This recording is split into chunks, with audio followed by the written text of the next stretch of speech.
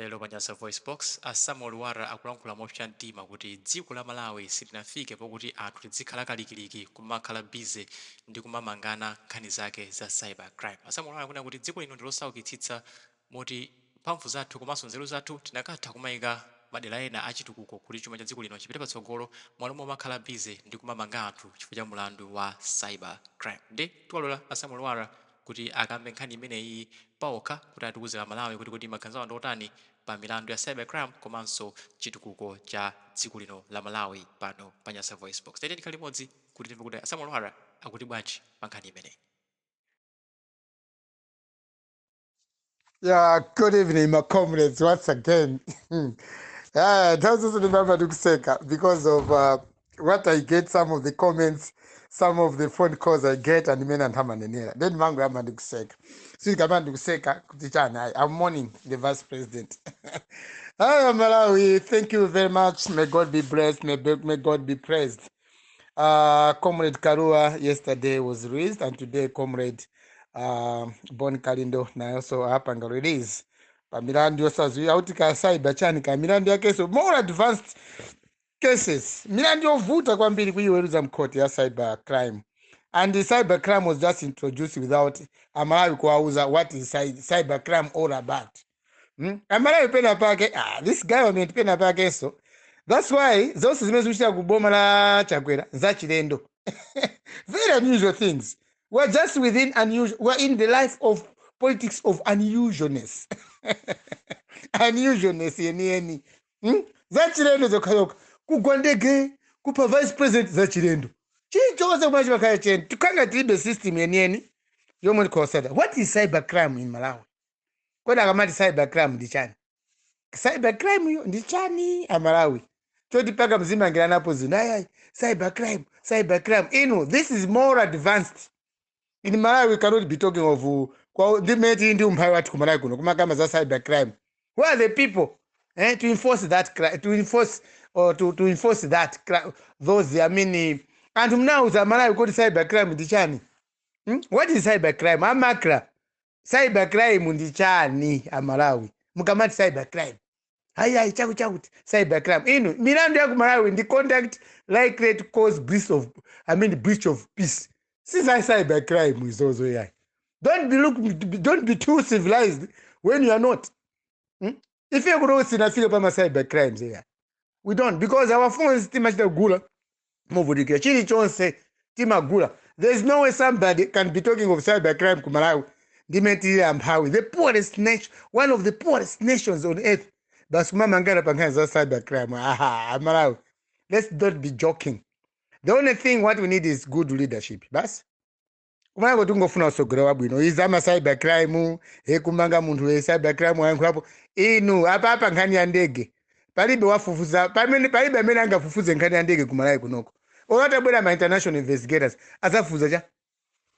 Akapira kuti thenga ndikubwereza zimene zizi. So zama cybercrime zimsamo opyere anthu ya. Sicho opyezo because if we have not yet there. People are not sensitized about the cybercrimes. Sana tuuze twamakira za cybercrimes. Kuti kumakama cybercrime, ma cybercrimes amakachonchonchi, the consequences milandu yake makayo izizi zinthu zimsakopere maiko ena. Kumaiko ena kumakaya zimene sizimachitika tu ya. Everyone is controlling his own gadget. Ayesa ucha control phone yake. Zimzina zimene tukupanga zimene tukupasa na milandu izi. Zochisa baby manyasa. Ndege inagwa. That's what we know. Unusual thing in Malawi. Ndege ya vice president for the first time in Malawi. Aliyese ni mulendo ndinkani mene hii. Palibe amene akale opo wanzeru kuposa mene ndege inagwera kuti angalongosole. Aliyese akulongosola amene akuziwira yeyo. So kuchanga mkanthu Malawi timachangoka mosiyana. Ena maona nsanga ena samona mochedo. Tauna nsupa anantana mangido Pankhani ya cybercrime jatulukako tu. Even the judge. Palibe even majesty kamena judge nkhani ya cybercrime kumalawi kuno. Azango panga mwina kungoona mmene zinaza organized. It's not even in books. It was not sensitized anyhow. Palibe amene za cybercrime. Chipeleni civic education kumalawi.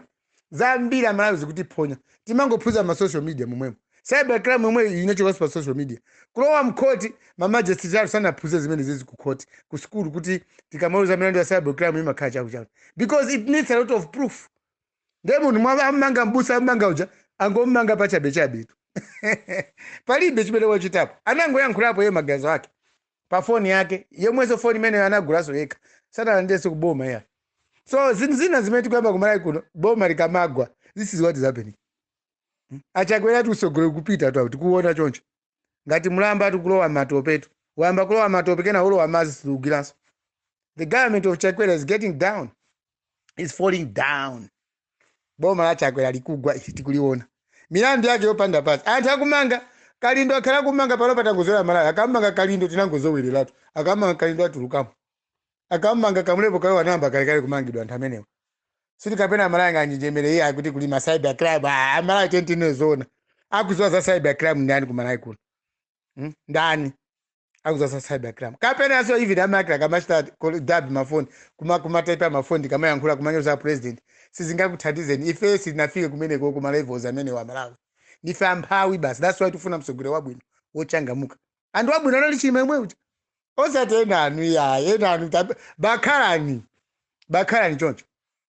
Malawians are so civilized these days than government. Boma tuli kuchepa nzeru panopa kufanza ndi anthu Malawi meti tafutika kopya panopa zaule mina iniwe instead of cybercrimes gamali chane inaketi kwa kula kisaso kwa yankhulidwe wake taziko ukamba za ulendo wa Ukanani walepherawo basi ulendo wa Ukanani walephera it has foiled. Kukanani kwangoti balala kwalowa kwabula anthu opita Ukanani akuma ndi cybercrime kandi chanika. I don't know what is this cybercrime. MCP kakabeza cybercrime zibwana kwa basi cybercrime yetu kapati even tell I'm quoting you tell Lwara ndi mwandu wa cybercrime ndichani cybercrime. It will need a lot of justification of verification. We need equipment. So cybercrime, we no pita computer. Ana kadai computer njali kutanena uta waya kwa zimezi ndani. Basi guess maona mukumanga anthu ola kwika. Au mawa amene wandaka mulepo. Sati kamulepo. Aya ndi abusa. Aha, you guys. Zikuchita Malawi za chilendo. Zimzika za chilendo mziko, be patient. Zione zikuchoka pati. Za chilendo zambira pakugwa pa ndegepo. Kuti ndege ya nyamula vaspace yagwa. Kushikangawa forest kunthungwa ndege yagwa za chilendo ndebe kupakaso za chilendo ma cybercrime anu mupita nawo kuti Malawi basi ngani ya cybercrime apangati jani kuda kumanga faja da cybercrime ata cybercrime jani mukanati longosola inu azati mulibo mupaka za ma cybercrime kumamangira pa anthu mukanawo za Malawi what is cybercrime siti kuzizi what if mungoti manga I just say I don't know cybercrime koma iniyo kumalawi nkhani zimene mungapange za chimizi is conduct likely to cause breach of peace. Ndedi maziwa ine imene yo. Kwa sasa cybercrime is this, you are wasting your time. Kamuna puza zama computer kachani zaboza you are simunaphunzire. Singaphunzire computer munomo khala expert Malawi imene mulili munomo. Ndi umphawi uli ku Malawi kunoko. You can't. Boma loti nangu yamba is a crisis government. It's a broken government, a broken system.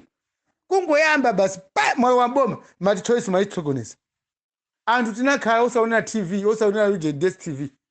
Hayi mwakokana kungoti sokoneza Malawi basi.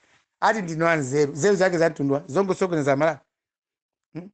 Zongo sokoneza Malawi basi. So the thing is Malawians comrades bazolo ngatawa kuguzizira kuzimba. Munaso mabongo osakuzizira. Kwaziza kuopsha kumzimba lero. But what I'm trying to say is tisamapange zinthu Malawi zongoti siti kuzizwa kumathero achi. Chetu za kumana kunoko we have got bad leader and you can prove that. When we say we have got a leader who knows nothing, monga la Chakwera, sazi wachili chonsi. We have got proofs to give. Even atende manga mkoti, utia, iwe kurena Chakwera, Chakwera sazi wachili chonsi etu. Ngati wa Chakwera sazi wachili chonsi, even the cabinet does not know anything. Chakwera sazi wa what is the shuffle? Sazi wa cabinet is shuffle, sazi wa. To make choices kwa anthu omwe kwa utaza kumana Chakwera sazi wa. He's a failure. And I can prove it to you Malawians. I watch you in the failure. Just like my mafuma kwa tukunzimba. Mafuma kwa tukunzimba now they are failures. They work with each and every weak government. Amadianaro. That is it. And I can prove to that. Sakumzimba kuli mafumu oti sakuti tandiza ya. I can even prove kwa Chakwera is a failure. And the biggest proof that I can give kwa Chakwera. Come and see how people vote against him by 2025. Komanso, the campaign has to the you can even see the failed developments that are Zena Chakwera Manina Zose as Nakanika. So we have got a failed leader. So a failed leader, ali ndi anthu omwe akupanga ati akubwesa nkhani ngati cybercrime. Achakwera ngapake zama cybercrime mene mwaonera achakwera. The way the type of the president that we have in Malawi. Can he talk about something like cybercrime? I don't think so. He's not yet there. Achakwera chiwena kuziwa basa na kukhapa mpando. Ani mabodyguard amaendera peita kamapita kunja kapena ama njoo timaona akamachita pe. But there's nothing in Chakwera. Palibe. So nthawi zina mwena Chakwera kuti akhaleko munthu wabwino. Nthawi zina apange discipline kaya anthu awo akuchipani wako MCP. Or the people who surround him must be disciplined.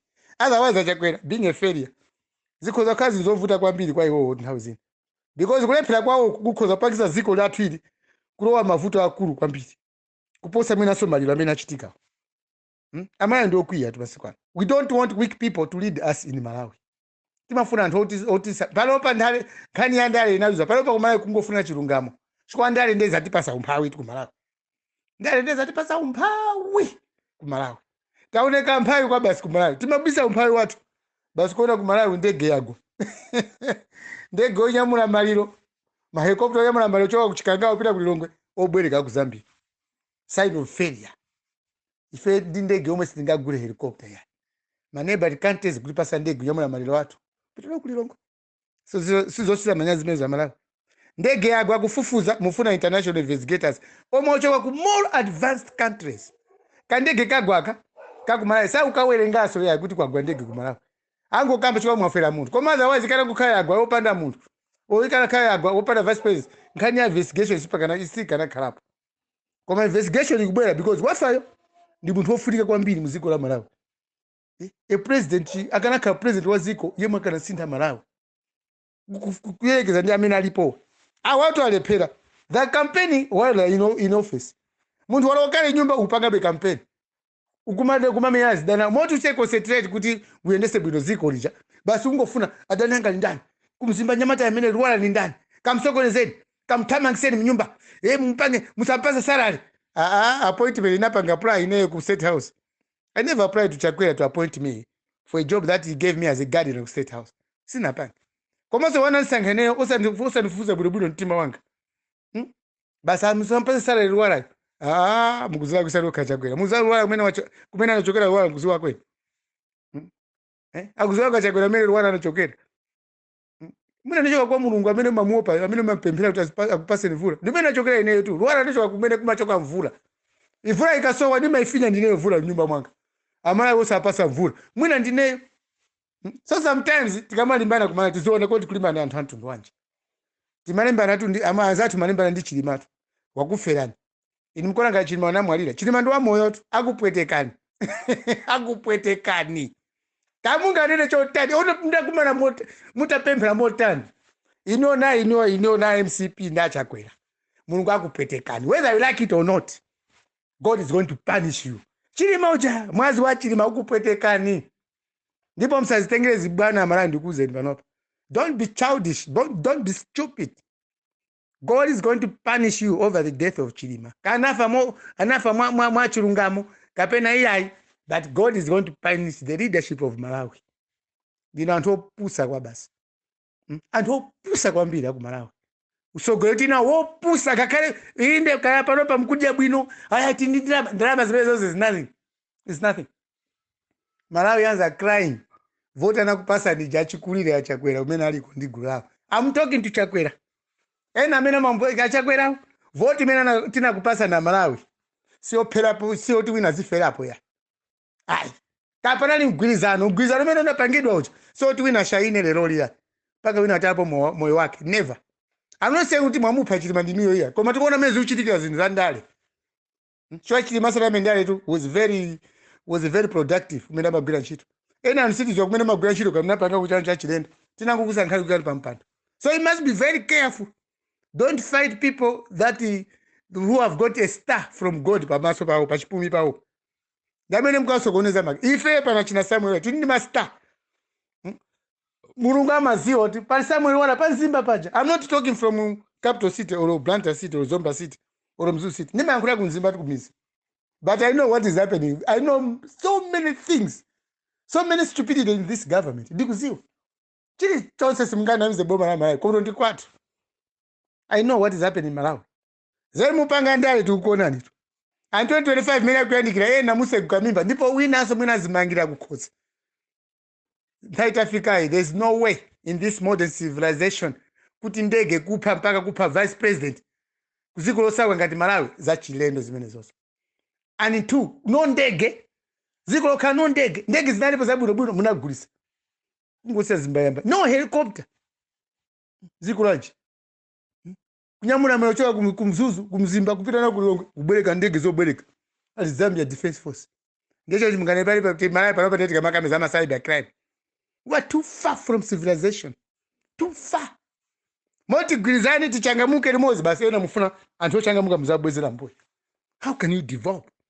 That's why I'm looking for a good leader in Malawi. Tufuna leadership ya bino. Leadership ya jack up. Osati yoyenda tribal, osati leadership yoyenda za mitundu ize ya inendichewa, ya inendi, izo zakula kuzinata. Zakudambwe zimezo. Kumana kosekulo singake ziko la anthu adambwe. We don't want that. We don't want tribal politics in Malawi. Hayo inadusa. Anzatu hakutama ngato. Akutibwereka ndege wa amakani mavuto wako basa ni mavuto ngatamira ku Malawi. We are so poor and useless people in Malawi. Udala ndi munthu mpaka munthu chapaka mtima kuchoka mo mtima munthu. Udala ndi munthu cho cha ndale amalawi mwapaga bwanji kodi. Just because of politics. Hating someone just because of politics. And say that someone tinampasa vote in the fair Malawi. Why fighting such type of people? Why? Takupasa ni vote zona you don't value our votes. If takupasa ni vote tikamada ndo tumpange zozola kwika basi sala kwaso. Osatola kwa nino takupasa ni vote you're failing to perform. Why you in government? Why you are the president? Ule panga perform. Ndiye basi mtu obsessed wameta takupasa ni vote. Malawians, we are not stupid. We are not stupid Malawians. We can't. Sending our kids kutazakale zikola bwino osapasa zinchito. What sort of people are you? Takwika pampano moti mutipase ulemu. Ai. Mukamona kwisa usati mbwelesi kuzati fusa tukoti apapa zikula kwika zintinga pake bwanji. You never went to school to be voted to that position.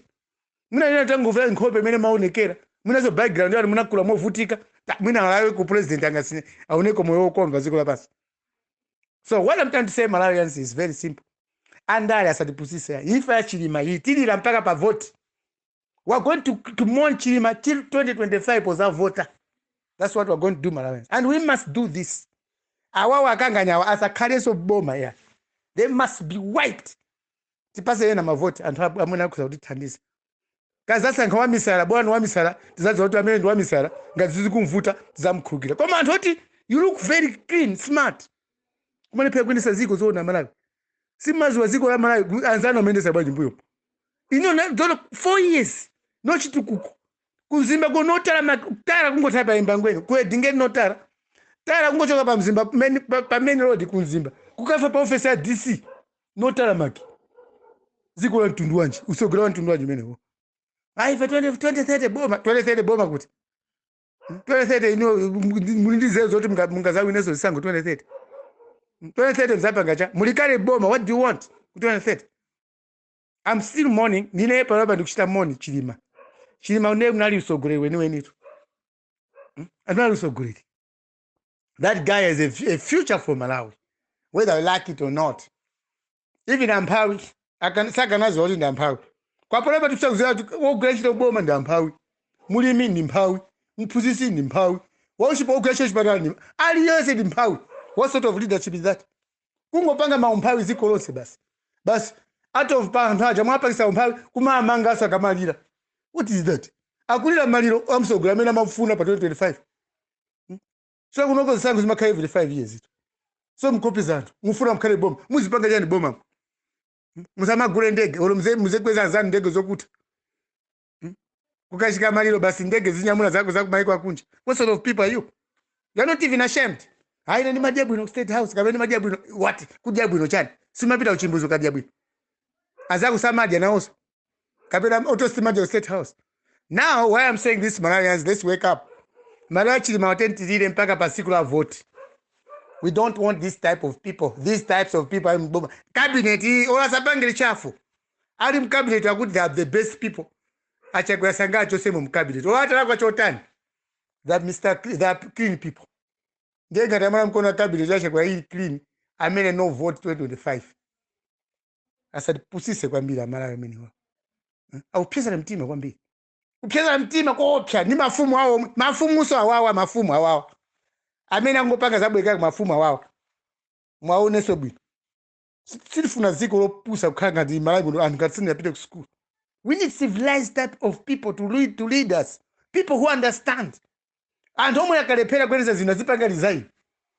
Ndege yako chikangawe aine basa defense minister anapanga resign zandikhuza koma ayi ndithu ndege yagwa the minister of defense ali akali pompo, minister of homeland ali akali pomwepo pa position ndi athanda excuse me ndeti fambiri tu anthu awawa maiko ena mmene ndege yagwa muja wina akanapanga resign koma ayi ndithu ati khala pompo abalekeni wakawo balilenge babavukenge iwo kuvuka yayi with your ministry muti itatu malawi muno tifambiri ku defense ku homeland kumutipweteketa abantu anthu zena ndi mantha zona kuti andimanga lero chiwa cha cybercrime sitikuiziwa komwe malawi.